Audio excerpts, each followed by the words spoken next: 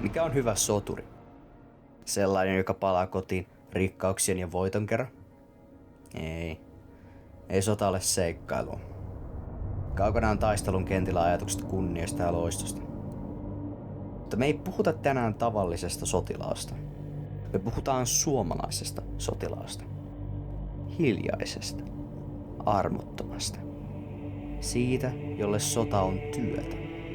Ja 1600-luvun Euroopassa oli paljon työtä tarjolla.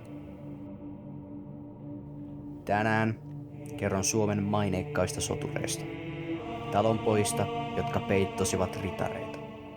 Saksalaisten kauhuista. Hakkapeliitoista. 1500-luvun lopun ja 1600-luvun alun Ruotsissa asiat eivät olleet kovin hyvin. Juuri äskettäin oli Ruotsi kapinoinut ja heivannut puolalais-ruotsalaiset kuninkaat pois valtaistuimeltaan. Ja vaikka olivat täten itsenäisiä, ei Ruotsin asema ollut mitenkään varma. Sigismund Vaasa vieläkin hallitsi Puolaa ja oli sukunimensä tähden jatkuva uhka Ruotsin uuden kuninkaan asemalle. Niin kauan kuin Vaasat hallitsevat Puolaa, on Ruotsin kruunu uhattuna.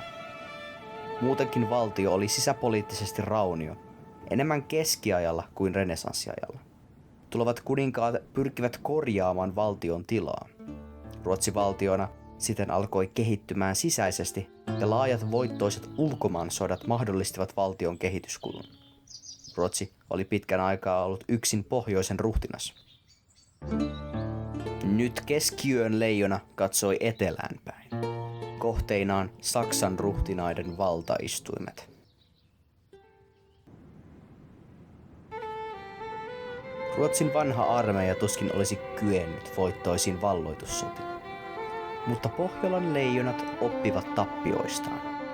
Ratkaisuksi he kehittivät uuden taistelumenetelmän, tulen ja liikkeen. Uusi taistelutapa, joka kuulostaa varsin yksinkertaiselta, jopa maalaisjärjeltä. Liikkuva tykistö, liikkuva armeija. Joten, miten uusi ruotsalainen armeija toimi? Erittäin yksinkertaista. Kevyt pronssitykistö mahdollisti nopean liikkuvan tulivoiman Ruotsin armeijalle. Niiden kantama 300-400 metriä, ja niillä voitiin ampua erilaisia ammuksia tilanteesta riippuen.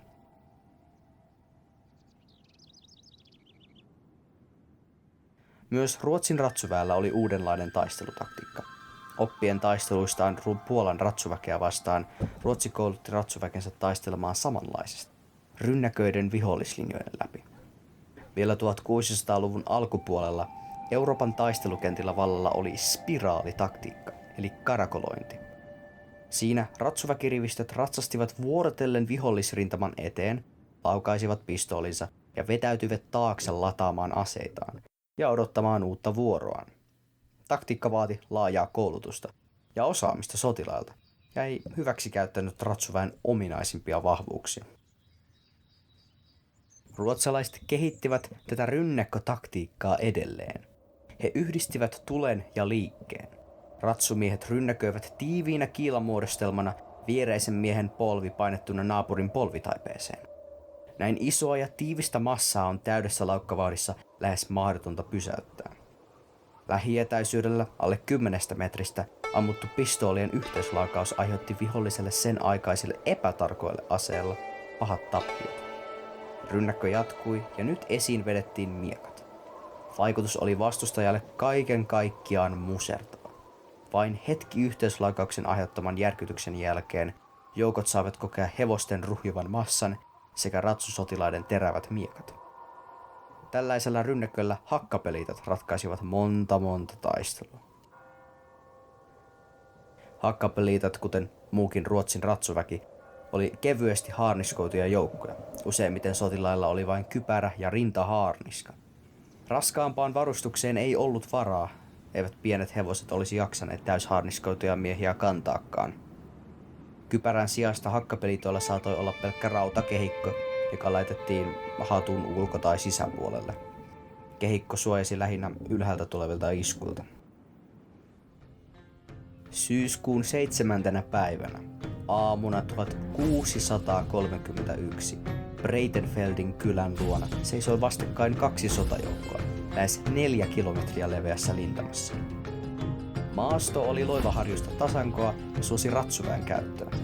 Protestanttien armeijaa johti kuningas Kustaa II Adolf ja siihen kuului Ruotsin armeijan lisäksi Saksin ruhtinaskunnin joukkoja.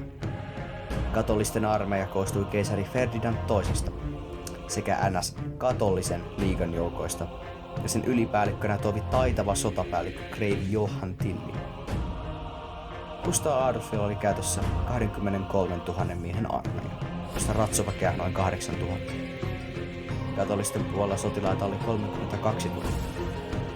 Protestanttien rintama oli kuitenkin venytetty pidemmäksi, ja se mahdollisti joukkojen tehokkaamman käytön. Kustaa Adolfin oikea sivusta oli vasenta vahvempi, ja tässä taistelussa ensimmäistä kertaa kunniapaikalla äärimmäisenä oikealla oli 700 hakkapeliittaa, eli suomalaista ratsumiestä. Tämä paikka vakiintui sittemmin rykmentin sijoitukseksi armeijan taistelutarkistuksessa. Taistelussa kenraali Tilly hyökkäsi rajusti Saksin jalkaväkeä vastaan, sillä hän tiesi, että miehet olivat pakkootettuja ja huonosti koulutettuja. Saksalaiset pakenivat, mutta suomalaiskenraali Kustaa Hornin johdolla Ruotsin armeijan vasen siipi sai tilanteen vakiinnutettua. Oikealla siivellä hakkapeliitot hyökkäsivät keisarillisen ratsuväen kimppuun, ja nyt nähtiin ensimmäistä kertaa outo näky. Huonosti varustetut, lähes haarniskoimattomat joukot ajoivat pienillä hevosillaan takaa Euroopan parhaiten varustettua raskasti haarniskoitua ratsuväkeä. Taistelu ratkesi lopullisesti, kun hakkapelitot valtasivat keisarillisen armeijan Kalkenbergillä, eli hirsipuukukkulalla sijainneen tykistön.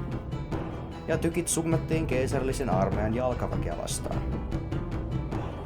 Suomalaiset ratsujoukot olivat suorittaneet ensi esiintymisensä suurella sotanäytöllä.